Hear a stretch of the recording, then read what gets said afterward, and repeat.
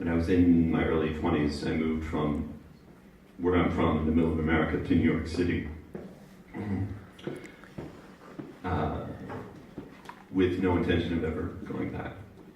And I wanted to do comedy in New York. People said, oh, you should do stand-up, you should do stand-up. I guess, I don't know. I didn't know what else to do.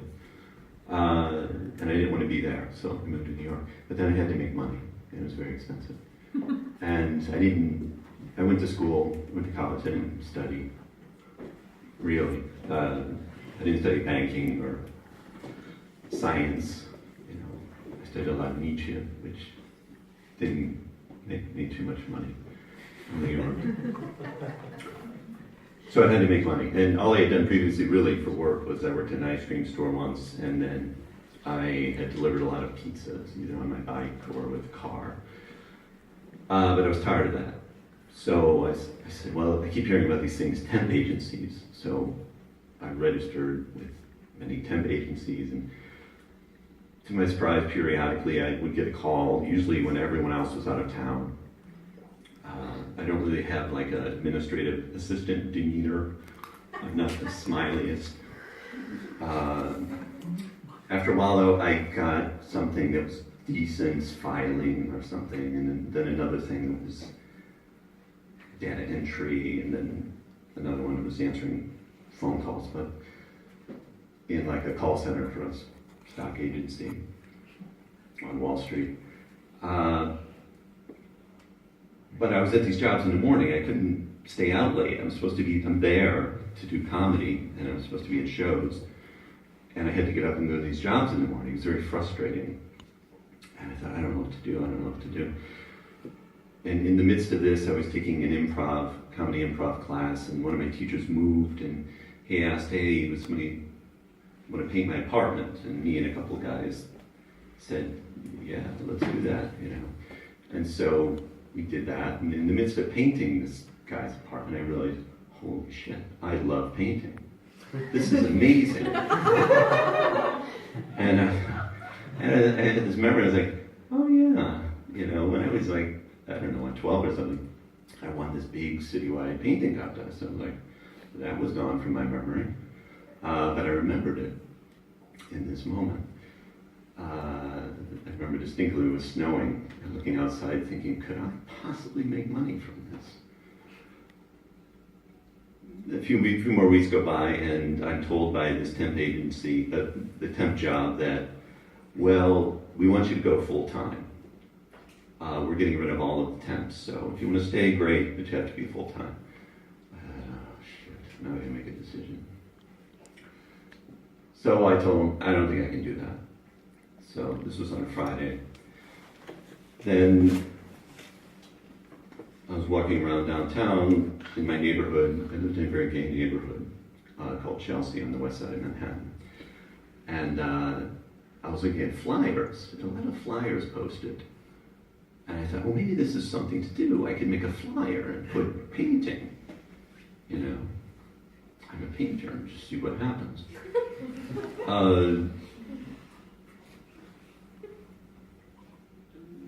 I got a call later that day, hey, we have another temp job for you. I was like, shit, I made a decision. I told him I'd take it, and then later that night, midnight on a Friday, I called him, my voice shaking, I said, I can't do it. I said, I gotta do this, I gotta try this painting thing. So that Saturday, I created a flyer, and painter experienced. And I hung it around my neighborhood, and put up a lot of them, 30, something like that, 40. Everywhere, telephone poles, laundromats, wherever there was a bulletin board, walls, whatever. And within 2 hours, I got 2 phone calls.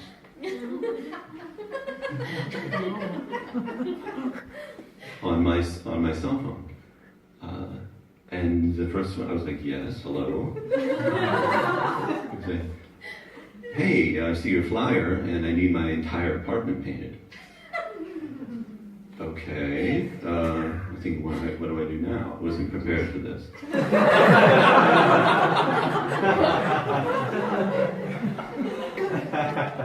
And I said, well, usually what I do is I look at the place first. I figured that'd buy me some time.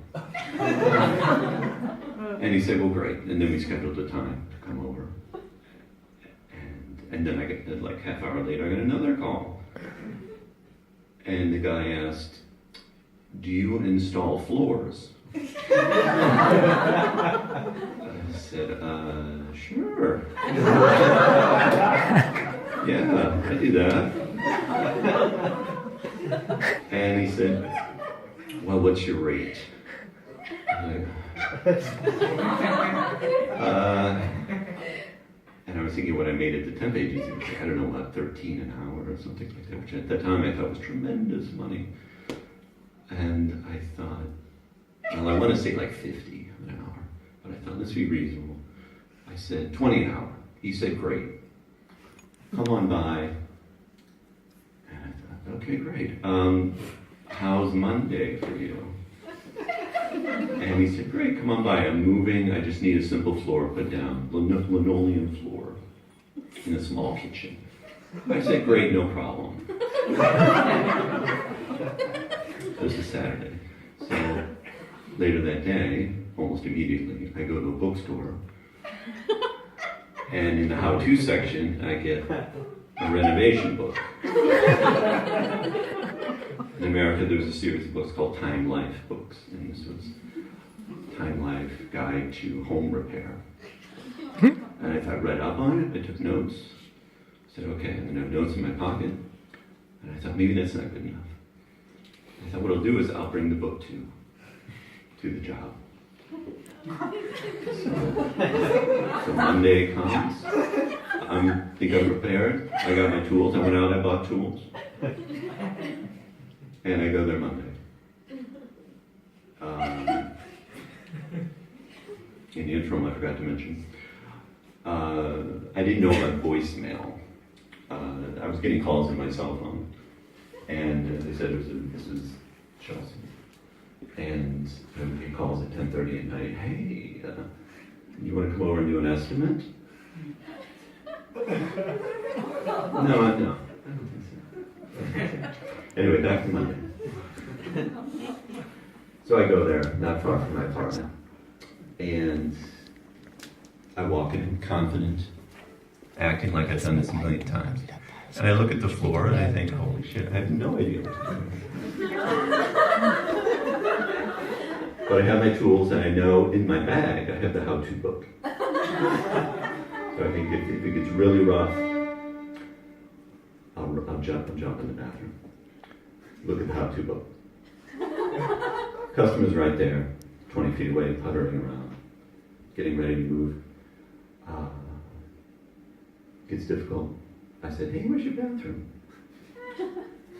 Go in the bathroom with the bag, flip through it, floor repair, head back out, confident.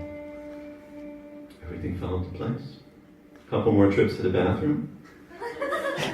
At the end of the job, he said, that looks amazing. Did you go to school for this? I said, yes, I did. Thank you.